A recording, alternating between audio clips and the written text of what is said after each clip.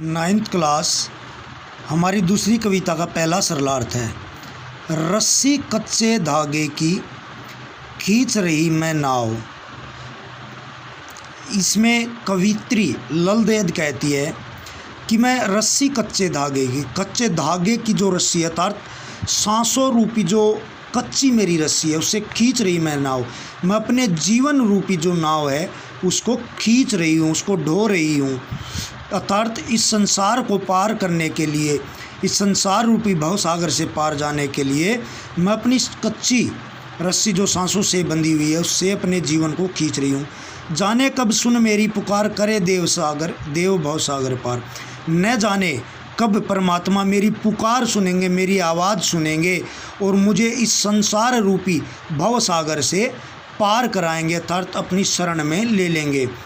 पानी टपके कच्चे सकोरे कि जिस प्रकार से कच्चे सकोरे कच्चे बर्तन से, कच्चा बर्तन अर्थात मिट्टी का जो बना हुआ बर्तन है उससे लगातार पानी टपकता रहता है, उसी प्रकार से मेरे जीवन का जो समय है, पल है, वो धीरे धीरे करके व्यतीत हो रहा है, बीत रहा है।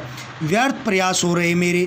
मैं जितने भी प्रयास कर रही हूँ परमात्मा को प्राप्त करने के लिए, वो सारे के सारे मेरे प्रयास विफल हो रहे हैं। जी में उठती रह हुक कि जी में मेरे मन में रह करके एक हुक, एक आवाज़ उठती है, एक दर्द भरी पीड़ा उठती है।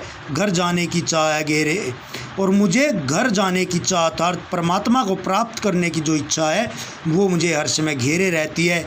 मेरे मन में एक पीड़ा उठती है कि परमात्मा न जाने कब मुझे इस भवसागर से पार कराएंगे, अपनी शरण में लेंगे।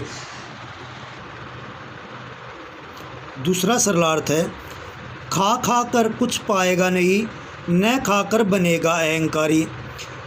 खा खा करके अगर तू लगातार खाता रहा अर्थात सिर्फ तेरा ध्यान सांसारिक वस्तुओं में ही रहा तो तू कुछ भी प्राप्त नहीं कर पाएगा अर्थात ईश्वर को प्राप्त नहीं कर पाएगा अर्थात भ्रम में रहेगा।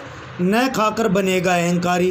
अगर नहीं खाएगा तो तू एक अहंकारी हो जाएगा, तुझे अहंकार हो जाएगा कि मैंने परमात्मा को प्राप्त करने के लिए इतने व्रत किए, इतने तपस्या की है अर्थात मुझे परमात्मा जो है आसानी से मिल जाएगा। ऐसा कुछ नहीं है। सम खा अर्थात तुझे प्राणी सम अर्थात समान भाव से रहना पड़ेगा। जो तेरी बाह्य इंद्रियां हैं या अंत्य इंद्रियां हैं अर्थात जो तेरा मन है उसको तुझे एकाग्रचित करके रखना होगा अर्थात तुझे केवल परमात्मा में ध्यान लगाना होगा, समान भाव से रहना होगा।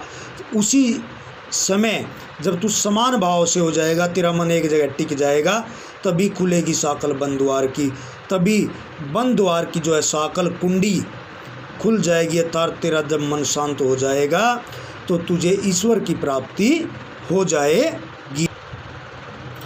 तीसरा है, आई सीधी राह से गई न सीधी राह, सुषम संत पर खड़ी थी बीत गया दिन आह। जेब टटोली कोड़ी न पाई, मांझी को दूं क्या उतराई। अब तीसरे श्लोक में कवित्री कहती है, आई सीधी राह से, जब मैं संसार में आई तो मैंने परमात्मा से बड़ी प्रार्थना की, बड़ी मन्नतें मांगी कि हे ईश्वर मुझे इस संसार में भेज दे, मैं जो वहाँ जा कर के अच्छे कार्य करूँगी। लेकिन गई न सीधी राह, लेकिन जब मैं संसार में आई, संसार की मोह माया में पड़ गई तो मैंने एक भी कोई भी अच्छा कार्य नहीं किया। यहाँ पर रह कर के बुरे पाप के कार्य करती रही। सुषम संत पर खड़ी थी। सुषम संत, सुषमना नाड़ी होती है एक, उसके ऊपर खड़ी थी। बीत गया दिन आहा, वहाँ खड़े खड़े ही मेरा सारा दिन बीत गया अर्थात जीवन रूपी जो दिन था वो बीत गया। और जब रात हुई, जब मैं वापस जाने लगी अर्थात जब परमात्मा के घर जाने लगी, जेब टटोली कोड़ी न पाई, तब मैंने अपने पुण्य रूपी जो कोड़ी है, पैसा है, उसको देखा अपनी जेब में, अपने जीवन में। जब मैंने अपने जीवन रूपी जेब को टटोला उसमें पुण्य रूपी एक भी कोड़ी, एक भी पैसा नहीं पाया। तो उस समय मैंने सोचा मांझी को दूं क्या उतराई अर्थात ईश्वर को मैं इस जग जीवन को पार लगाने के लिए क्या उतराई दूं अर्थात इसको क्या दूं। ईश्वर को कि यह मेरे जीवन रूपी नाव को पार लगा दे। ठीक है, इन आपके 3 श्लोक हैं इस वीडियो में।